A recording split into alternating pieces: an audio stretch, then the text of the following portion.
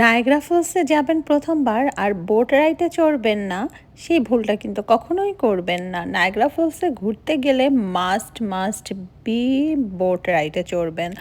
আর এই বোট রাইডে চড়েছি আমরা কানাডার সাইডে। পার পারসন ছিল অ্যাডাল্ট $35 ইউএস ডলার, আর বাচ্চারা ছিল মেবি $29 মতো।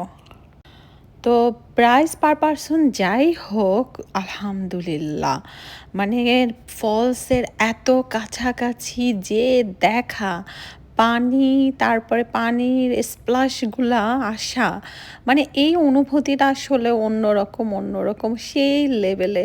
তো অনেকেই দেখে হয়তো ফলসে যান, ঘুরে ফিরে চলে আসেন, বোট রাইডটা স্কিপ করেন, বাট আমি বলবো এত কষ্ট করে যেহেতু ফলস দেখতে যান, নায়াগ্রা ফলস, তো বোট রাইড স্কিপ করবেন না, সেটা আমেরিকান সাইডে হোক বা কানাডার সাইডে হোক। আমরা কানাডার সাইডে বোট রাইডে চড়েছিলাম আর এত বেশি এনজয় করেছি, মাশাল্লাহ। তবে আমরা কিন্তু বাচ্চা যেহেতু আছে, শু ভিজে যায়, একদম মাস্ট বি আপনার জুতা ভিজবি। তো আমরা জুতাটা ভিজাবো না দেখে একটা এক্সট্রা পলিথিন ব্যাগ নিয়ে সব জুতাগুলো ওটার মধ্যে নিয়ে তারপরে হলো গিয়ে ফলসে নামছি। কারণ জুতা ভিজলে না বাচ্চারা হাঁটতে চাইবে না, আর কাছাকাছি গেলে আসলে ভিডিওতে না ওইটা কিছুই দেখায় না। মানে আমি মনে হয় ভিডিও করতেও পারি না, বা ওই ক্লিয়ারনেসটা, মানে এইটার যে সৌন্দর্যটা ওইটা আসলে দেখাই যায় না। মানে এত কাছ থেকে বোটটা আপনাকে নিয়ে যায়, মানে একদম কাছাকাছি, আর অনুভূতিটা আসলে সেই সবাই যারা আমেরিকা কানাডাতে আছেন, আশেপাশে কান্ট্রিতে আছেন, বা বাংলাদেশ থেকেও কেউ যদি আসতে চান, ঘুরতে তো অনেকেই আসেন, আমি বলবো যে খুব বেশি যে খরচ তা কিন্তু না, আপনি চাইলেই ইজিলি ঘুরে যেতে পারেন নায়াগ্রা ফলসে। আর ঘুরতে আসলে কখনোই কিপটামি করবেন না যে বোটটা স্কিপ করা, মাস্ট বি। এত দূর ঘুরতে আসছেন আর এরকম কাছাকাছি নায়াগ্রা ফলসের স্বাদটা না নিলে, পানিতে নিজেকে না ভিজাইলে, মানে ফলসে ঘুরতে যাওয়াটাই আমি মনে করি বৃথা। তবে আমি কিন্তু বাফেলো সাইডেও ঘুরেছি। তো আমি অনেকেই ভিসার জন্য কানাডা সাইডে যেতে প্রবলেম হয় বা যেতে পারেন না, আবার ঢোকাটা তো আমেরিকান সাইডে ভালো দেখা যায় না। অনেকেই বলে ভিউটা কানাডার সাইডে ভালো, আমেরিকান সাইডে ভালো করে দেখা যায় না। তাদের জন্য বলবো মাস্ট বি, আপনার যদি ভিসা প্রবলেম থাকে কোনো, কানাডায় না ঢুকতে পারেন, তাও আমেরিকার সাইডে যেয়ে ঘুরে আসবেন।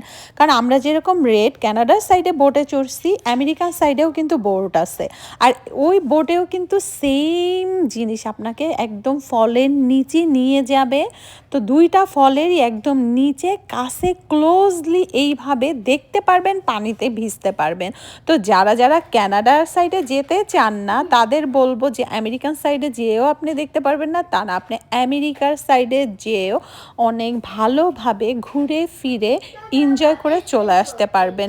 আপনি যদি 2 দিনের প্ল্যান করেন, আমি বলবো একদিনে আসলে কাভার করা সম্ভব না, দুই টাইম সব কিছু মিলাই। আর এত সুন্দর জিনিস, এত দূর কষ্ট করে গেলে 2-3 দিন আমেরিকান সাইডে ইজিলি পার করে ব্লু বোটে চড়ে ঘুরে আসতে পারবেন। তো যারা আমেরিকার সাইডে যেতে চান, তাদের বলবো মাস্ট বি ব্লু বোটে চড়বেন, কারণ আমেরিকার সাইডের ড্রেস হলো ব্লু, বুটটা হলো মানে নীল কালারের থাকে ওদেরটা, ওইটা হলো আমেরিকান সাইডে। তো আপনারা কিন্তু ইজিলি কানাডার বর্ডার ক্রস না করতে চাইলে আমেরিকাতে বসেই কিন্তু, মানে বাফেলোতে বসেই ইজিলি নায়াগ্রা ফলসের 100% সৌন্দর্য উপভোগ করতে পারেন। ইভেন নাইটে লাইটিংটাও উপভোগ করতে পারেন, বাট আমরা আসলে বাচ্চা টাচ্চা নিয়ে নাইটে মানে আমেরিকান সাইডে ছিলাম না, যেহেতু আমরা কানাডার সাইডে দেখে আসছি। আর আমেরিকান সাইডে আসলে অনেক বড় একটা সুন্দর লেক, তারপর লেক টেক পার হয়ে যেতে হয়। সেই ভিডিওগুলোও আমি নেক্সটে একে আপনাদের সাথে অবশ্যই শেয়ার করব। আর আমি বাফেলোতেও একদিন ছিলাম। বাফেলোর খাবার দাবার আশেপাশের, আবার ওখানে আপনারা কোন রাইডগুলা ইজিলি চড়তে পারবেন, ইভেন উপভোগ করতে পারবেন, সব কিছু আস্তে শেয়ার করতেছি। আর আমরা বোট রাইড শেষ করে কিন্তু ফুড কর্নার আছে, তো ওই ফুড কর্নারে না খেয়ে একটু দোতলায় উপরে উঠে অনেকগুলা ফুডের দোকান আছে, ওইখানে ফুড অর্ডার করছি। আর লাঞ্চের খাবারগুলো খুবই মজা ছিল, আমার কাছে মনে হয়েছে এখানে খাবারের টেস্ট বেটার। আর খাবার খেতে কিন্তু এত সুন্দর ভিউ আপনি মাস্ট বি উপভোগ করতেই পারবেন। খাবারের দাম বাফেলোর থেকে একটু বেশি।